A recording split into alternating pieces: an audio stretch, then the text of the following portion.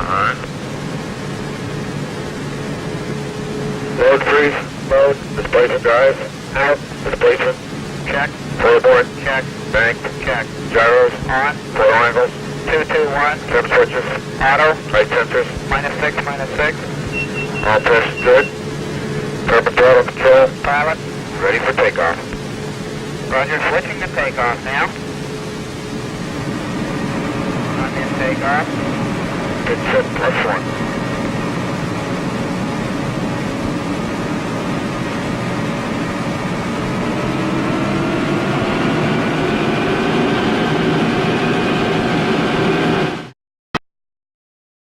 This is a hydrofoil.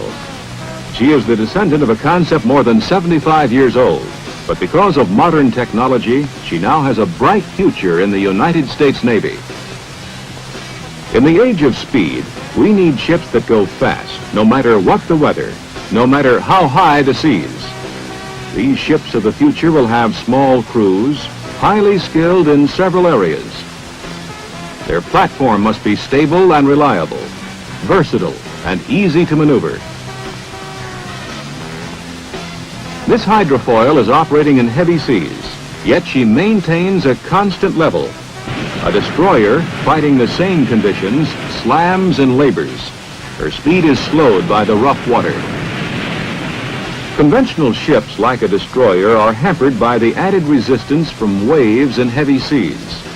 But hydrofoils are ships with wings.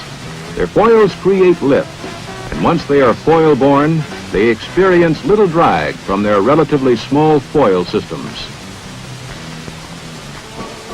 The idea of hydrofoils is not new. In 1918, the HD-4 was tested in Canada by her designers, Alexander Graham Bell and Casey Baldwin. And even earlier, in 1898, Enrico Fornanini had demonstrated a hydrofoil which could make 40 knots.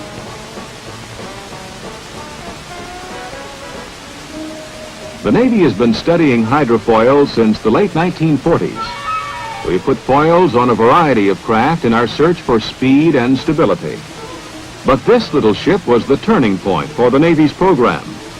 Sea Legs showed the advantages of a fully submerged, automatically controlled foil system, the type that appeared most capable of meeting the Navy's requirements. There are two types of foil systems: fully submerged and surface piercing. The fully submerged system puts the lifting surface completely below the water. Because lift on the foil is relatively unaffected by the water surface, the ship requires an automatic control system to maintain flying height. Surface piercing foils have lifting surfaces that penetrate the water. Lift varies in relation to speed and depth of foil submergence.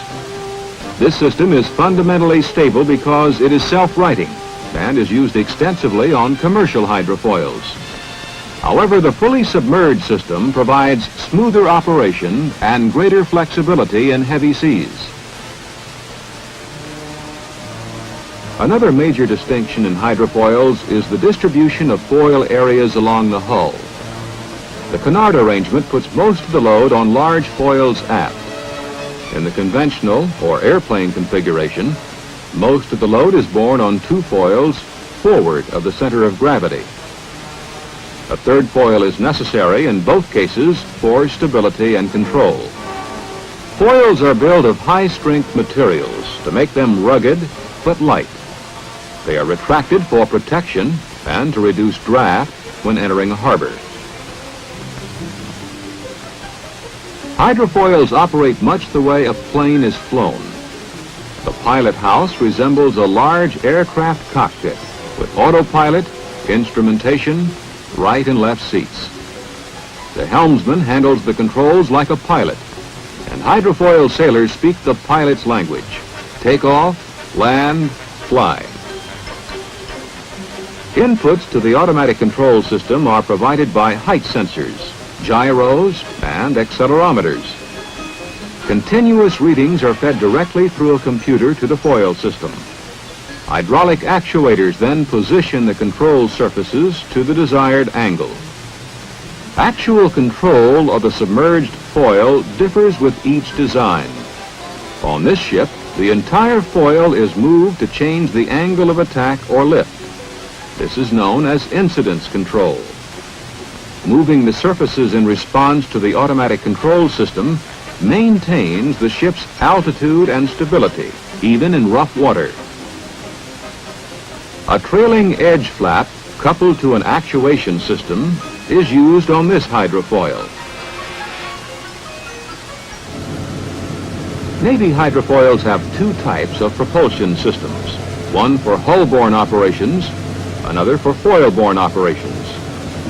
Marinized gas turbines provide the power required to keep the ship foil-borne.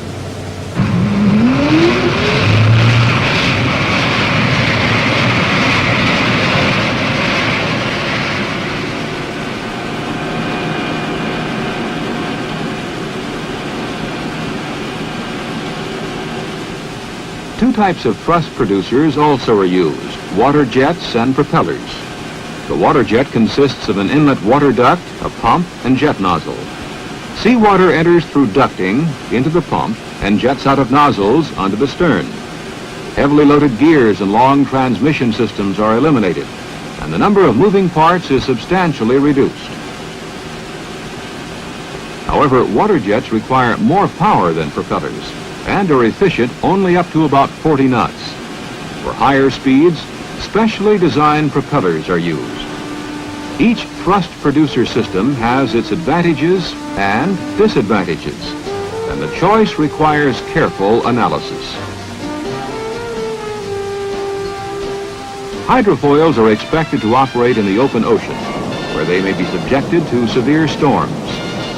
While foils may lift the ship above the waves, she is apt to be hull-borne much of the time. The strength of her hull and its sea-keeping qualities, therefore, are of paramount importance.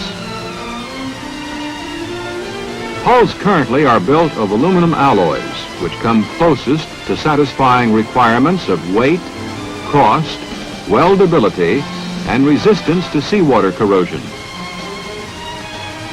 Good structural design is imperative when a hydrofoil impacts with waves bigger than her flying height.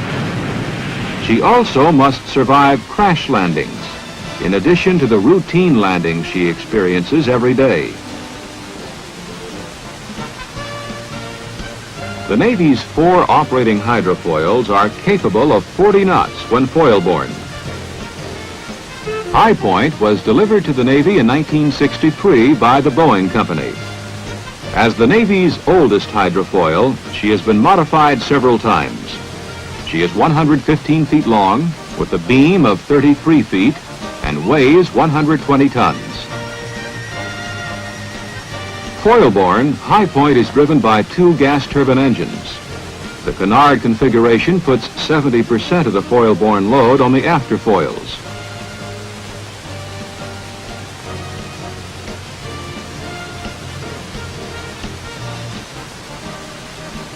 Tucumcari was designed and built by the Boeing Company and delivered in 1968. She is 71 feet long, has a 19-foot beam, and a canard configuration. A water jet system driven by a gas turbine engine provides foil-borne propulsion. 120 tons of water a minute, twice her weight, are pumped through this system. Another water jet driven by a diesel gives her hull-borne power. As a result, she has no propellers. During a recent deployment to Europe, Tucumcari displayed hydrofoil capabilities to other NATO nations. She operated with unconventional ships, such as air cushion vehicles, and participated in several fleet exercises. Tucumcari and Flagstaff are gunboats. Both were extensively evaluated during service in Vietnam and are now assigned to the amphibious forces. Flagstaff was designed and built by the Grumman Aerospace Corporation. She is 74 feet long, has a 21-foot beam, and displaces 68 tons. She has a conventional foil configuration utilizing solid cast aluminum foils. The foil-borne prime mover is a gas turbine engine.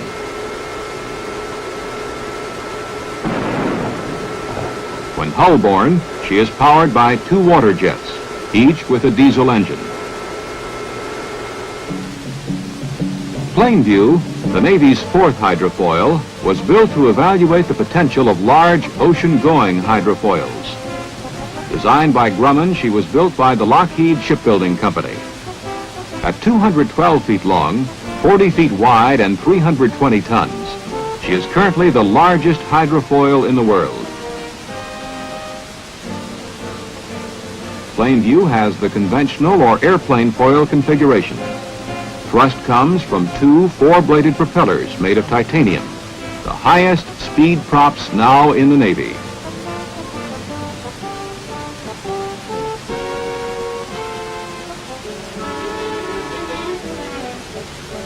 Plainview's Navy crew consists of 20 enlisted men and 4 officers. Skippers of the Navy's hydrofoils are all young naval officers who come to the ships after extended experience at sea. A fully instrumented ship, the Plainview serves several laboratories and research departments. Instrumentation occupies the area aft of the control station.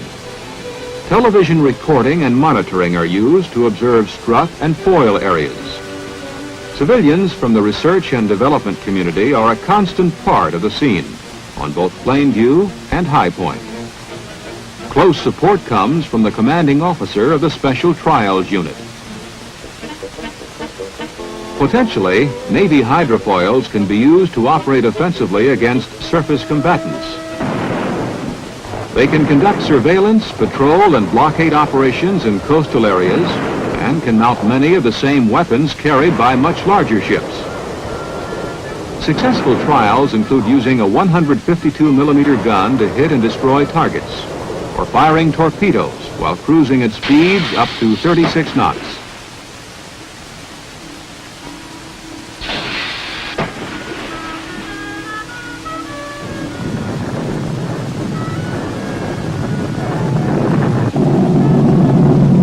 Because they fly above the water, they are less vulnerable to underwater explosions than any other craft. The ability to tow a submerged body could be used for underwater anti-submarine warfare systems or for mine-sweeping operations to clear a field of its explosive threat. Depth finders on the foils can sound harbors quickly to see if other ships can enter.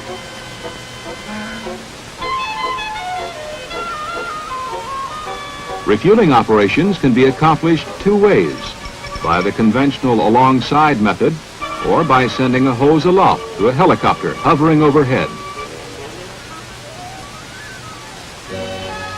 More missions will be forthcoming as the Navy builds larger, faster hydrofoils. For the future, the Navy is planning a number of patrol missile hydrofoils. These high-performance craft will have water jets and a canard configuration. They will carry missiles and forward-mounted guns.